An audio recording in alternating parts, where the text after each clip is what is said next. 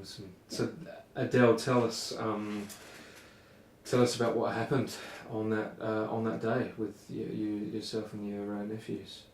On the 1st of February, we were coming home from a family event. There was myself, my husband, my 4 nephews and my niece.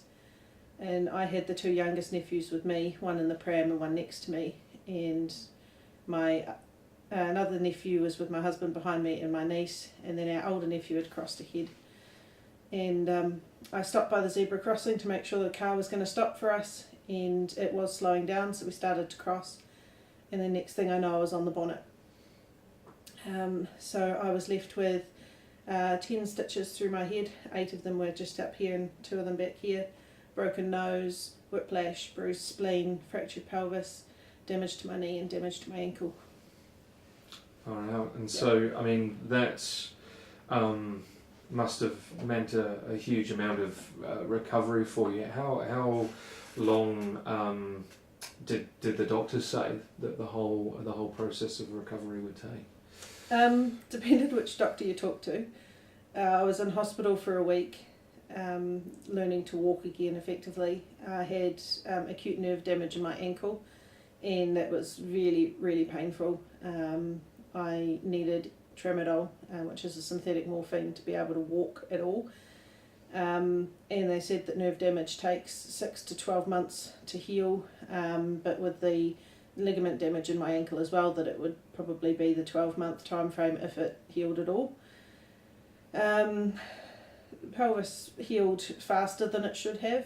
I actually believe that was God's hand on that, and when I went to the fracture specialist, he wasn't sure how I'd managed to only fracture the bottom of the circle, not the top, because it's a rigid circle bone, and you don't just fracture one side of it, apparently.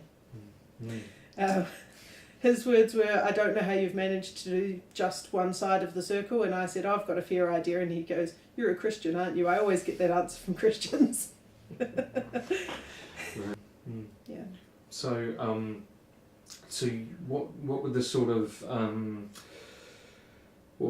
the things that you'd accumulated over a period of time, you know, with rehabilitation, but with things not changing within your body that created perceptions of even a healing or the potential for restoration?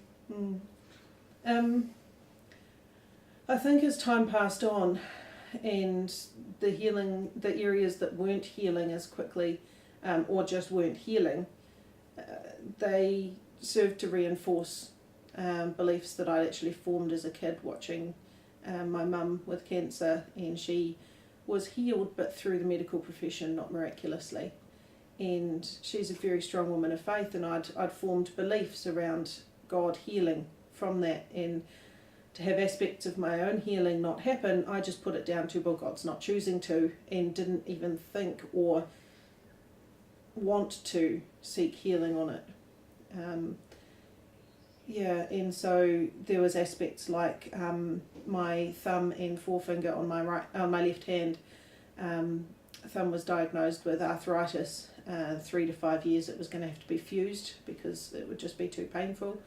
And ligament damage in my forefinger should have been dealt with within a couple of weeks of the accident. The hand was so bunged up and everything and bandaged that nobody really noticed there was anything wrong with it, so it never got dealt with until about 3 months ago. My knee, it was uncomfortable and it was causing pain, but it was nothing compared to the other more serious injuries, so it never got looked at until recently.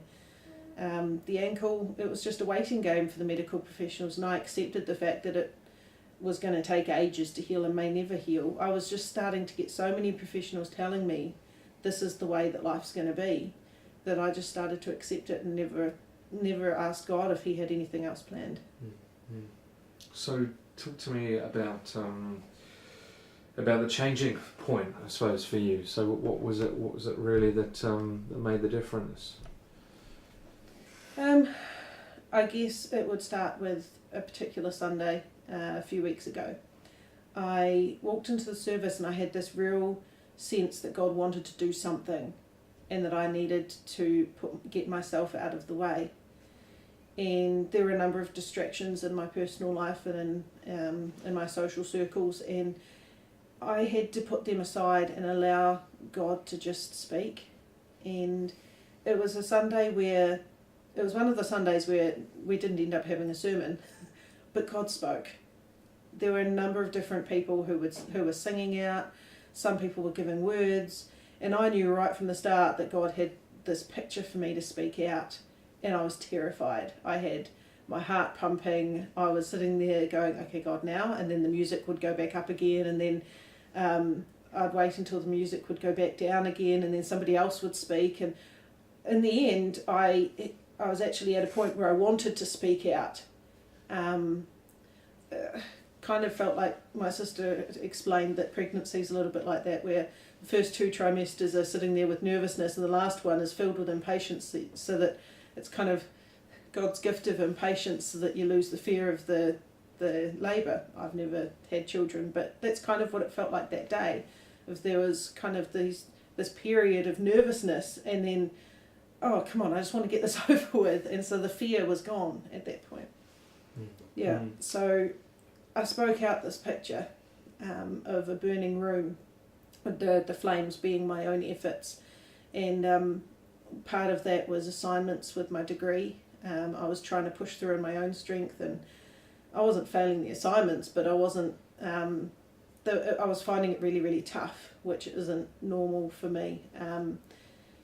And I realised as I was speaking that picture out that there were a number of different things in my life, assignments, my marriage, my friendships, that I was doing in my own strength.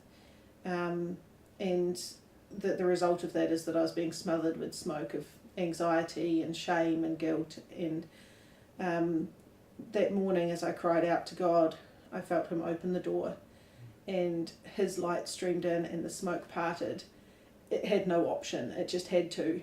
And looking outside, I could see his life, and what life could be if I just stopped striving. And it was in that position that Greg then started to speak, and my heart was still just looking out that door at the life, and this hunger was birthed in me. And then Greg mentioned stepping out of our comfort zone, and God said, you're going to ask for healing. I'm like, oh no, I'm not. But I had a bit of a battle with him and ended up losing, and walked up the front and talked to Greg. And he asked me to stand next to him, which is a good thing, because I probably would have run out of the auditorium otherwise. And after another couple of people had given words that they'd also received, I stood up the front and publicly asked for people to pray for healing for me. And all I can remember is Chris giving me a big hug and telling me I'm not alone, and then praying for me. And then I looked up, because I couldn't see anybody else. He's very tall. Couldn't see anybody else when he hugged me. I looked up, and there's all these people around me just praying for me, and it felt like family. And then Michael started praying for me, and he was praying for my hand. This is the thumb that had arthritis. This is the thumb that had ligament damage, so it would move sideways. It used to move sideways. It doesn't anymore. And there is absolutely no pain in that joint. I can fiddle with the ligaments. I can press. Absolutely no pain. I can flick the windscreen wipers on my car. Nothing. This thumb had arthritis in it. Prognosis for that, it was going to get fused in 3 to 5 years' time. I couldn't bend it. I couldn't bend it more than that. I can bend it fully down now, no pain. We've had some really cold weather lately. That was a big issue. I would end up having so much pain in it at that point in time that the constant ache in it would actually go up to a level where if I was driving in a car, I would feel every single bump, even if I was passenger, in the joint. Quite a weird feeling, not a pleasant one. And there was often sharp pain in there as well, like there was a piece of glass in the joint. Ever since that day, I haven't worn the braces on my fingers. Knowing that, or feeling that I had heard from God to take them off, and knowing that I had kept them within I always carry them with me, if there was ever pain, because I haven't seen my hand specialist again since then, I see her next week, if there was any pain I would put them back on, because I haven't had doctor's sign off on it yet, but I'm really excited to talk to her about it next week because I haven't needed them at all, and that is, there's no other explanation for it. I'd had constant pain in that hand since the accident. We then went on to pray for my knee, because there's a hematoma on the outside. You can actually feel a lump. It's about an inch round, and it moves quite freely. It's quite hard, and I was scheduled to see a surgeon a week and a half after that Sunday to discuss what to do about it because it's causing me pain up here, and I felt like God was just saying to me, no, not now. You need to see the surgeon, and I need you to talk to him for me. And so I didn't know what I was supposed to say to the surgeon, but I just said to Michael, who was praying for money, I said, it's okay, God's not going to do that one today. And so he started praying for my ankle. Now, I'll put my ankle up here.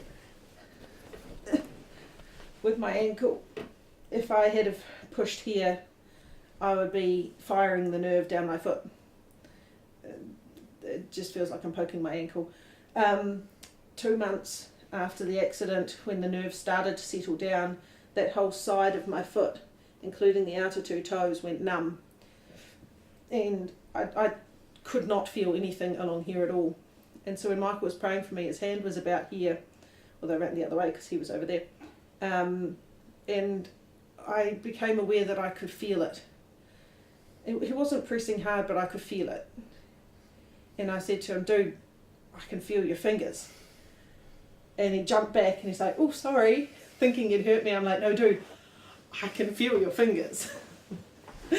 And at that point he realised that that was the healing that I was after, because he didn't really know what was going on in the foot. And yeah, the following morning went aqua jogging. I could feel the water over my toes for the first time in over 5 months.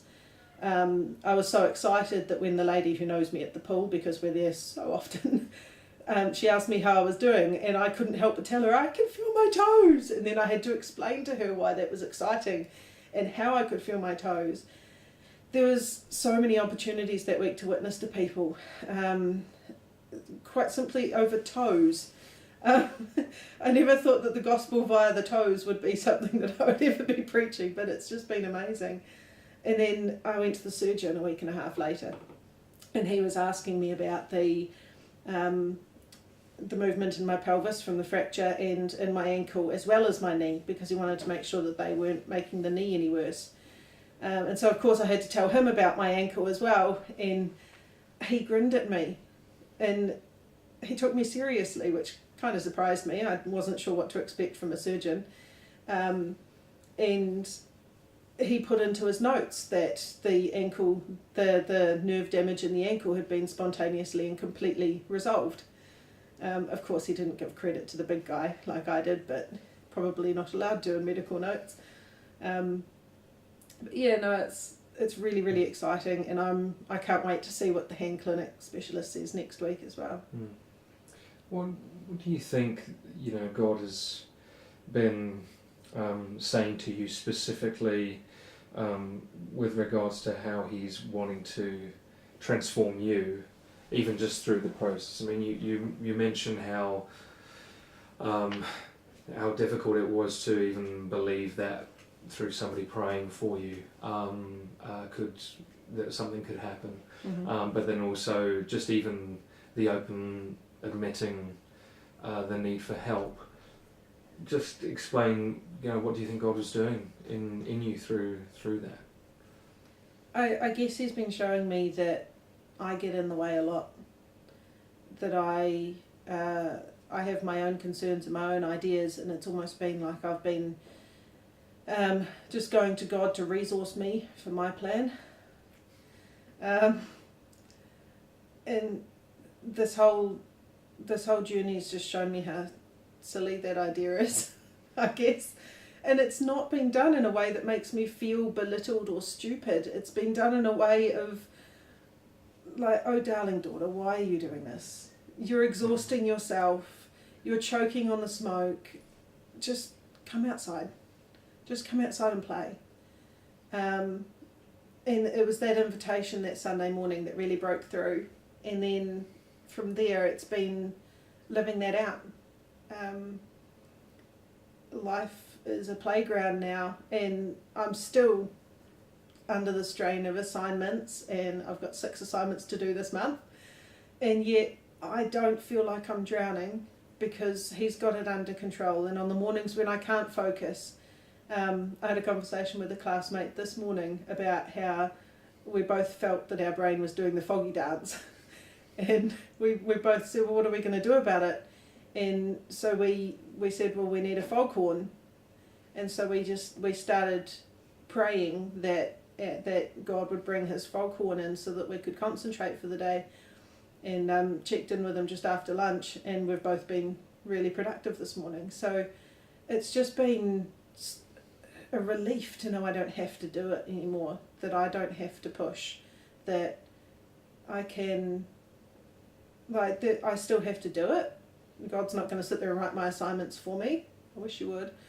But he's there to actually keep me going. He'll clear out my mind. He'll give me the focus. He'll put my heart in the right position with regards to my clients. He's given me insight when I've been in sessions that I just wouldn't have otherwise. Yeah. That's awesome. One last question, I suppose, is what is it that you want to say to encourage others, maybe that might struggle with the same thing of allowing, because you said it beautifully to me before, just with everything that we're speaking to and hearing from the Rock with regards to, allowing him to build from his platform, yeah, and allowing the foundation to be built from him rather than ourselves. What would you say to encourage people to go on that process? The process of transformation starts when we stop putting God in a box. Stop expecting God to behave a certain way, do certain things, appear certain ways, speak certain ways. That Sunday started for me because I sat down in the middle of a worship song, which is not, you shouldn't be sitting down. I sat down and I just said to God, what do you want to do today? How are you wanting to do this? Because I sense that you're wanting to do something. What is it? And I just sat with that and I waited. And I didn't know what that was going to look like. I didn't know what he wanted to do, how he was going to speak, but I just waited. And then that picture came, and then he asked me to speak it out. And I've had somebody say that when I spoke it out, it was like I was reciting a poem off a piece of paper. I have no idea how it sounded. I was just speaking out this picture. I feel privileged and humbled that he would speak like that through me. And the transformation, the fruit from that can't be denied. And so transformation comes when we stop putting him in a box. That would be how I'd sum it up, I guess. Awesome. Yeah, I think we've got